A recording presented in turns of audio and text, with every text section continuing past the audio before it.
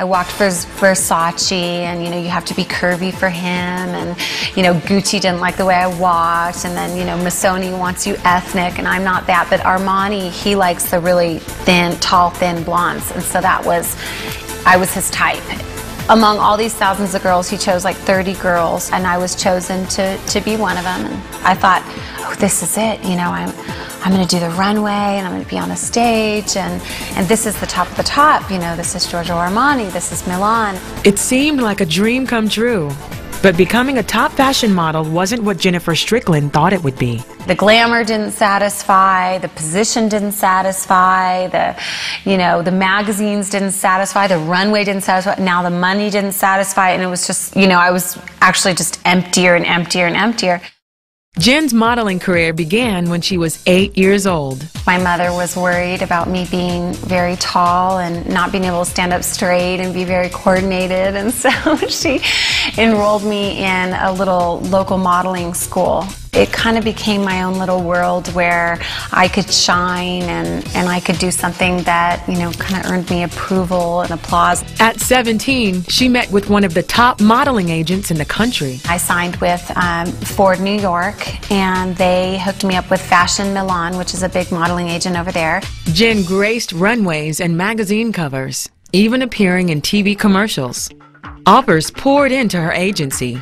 On the outside, life seemed perfect. They're flying me all over the place, all over the world, going from studio to studio, doing all these jobs, and it's kind of like if Armani wants you, then everyone wants you, and so I had this really fast-paced lifestyle. I was doing a lot of drugs, I was starving myself, I was extremely lonely. I missed being around people who loved me for more than what I looked like. I think that drugs became my way of escape. There were so many ugly things going on behind the scenes of the modeling industry, and I just buried it. And I think the reason why is because I wanted my family at home to be proud of me. They were so proud of me, and I wanted them to believe, I think, the illusion that what they saw in the magazines was real, that if I looked happy, I was happy. If I looked at peace, I was at peace. But the truth is that wasn't what it was like behind the scenes, that I got really good at wearing the mask. When Jen went home for the holidays, her parents saw through the mask. My parents were really worried about me, and they're feeding me and feeding me and feeding me, and I gained like 4 pounds, and then I went back, and Armani, put his hands around my waist when I was standing on the runway, and he could feel those 4 pounds. He just kicked me right off his stage, and I wasn't beautiful anymore to him or perfect, and so that he didn't have any need of me. Well, then all the other clients began to do the same thing. See, if Armani doesn't want you, then nobody wants you, then you're not useful to them anymore. That left me sort of shattered inside, because I was I was like this little girl that just wanted, approval. Just wanted people my parents to be proud of me, and it was very, it just hurt. It hurt that little girl inside of me that wanted love.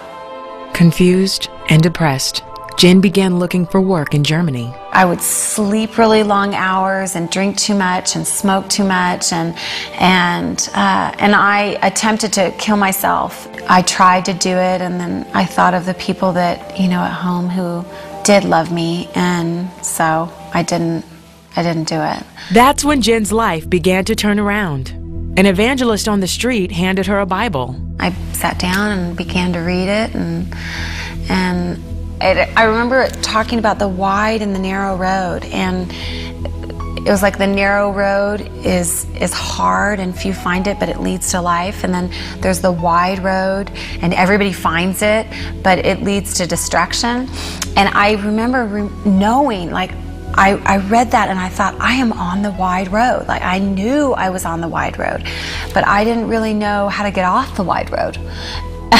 Because it was the only road I ever knew. This is the first time I had ever read the gospel message, really, in my life. I had no idea what Christ had done for me on the cross. I had no idea what the Holy Spirit was. I had no idea who Jesus was. I knew nothing. Then, on her way to a job, a conversation with a stranger changed Jen's course.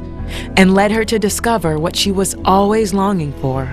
You could see my little mini skirt, my portfolio and everything. He goes, "Oh no, my dear, you're not modeling here, are you?" And I said, "Well, yeah, I am." And he says, "My dear, you cannot sell your face. You cannot sell beauty. Turn around now, go back the way you came. Go home." And I was like, okay. And so I just turned around. Because honestly, no one in my life had ever said to me, "You can't put a price on beauty. You can't sell your face. You can't sell beauty." All my life I was told I could. I was told I should. And so it freed me. And I left. I never took another picture for money again. Before leaving, Jen decided to climb the highest mountain in Munich. In Germany, there are actually crosses on the trees with Christ on the cross, nailed to the trees in the woods. And so as I was climbing this mountain, it was like he was at every single turn, just Christ on the cross. You know, I died for you. You know, my broken body makes you whole. You know, my blood makes you clean. I remember laying down in the snow and just going, "I believe now. I believe in you. I know you see me." Because I think I felt like no one saw me. You know, that they only saw the outside, they only saw the pictures, but no one really saw me. And he saw me, God saw me, and I knew he saw me.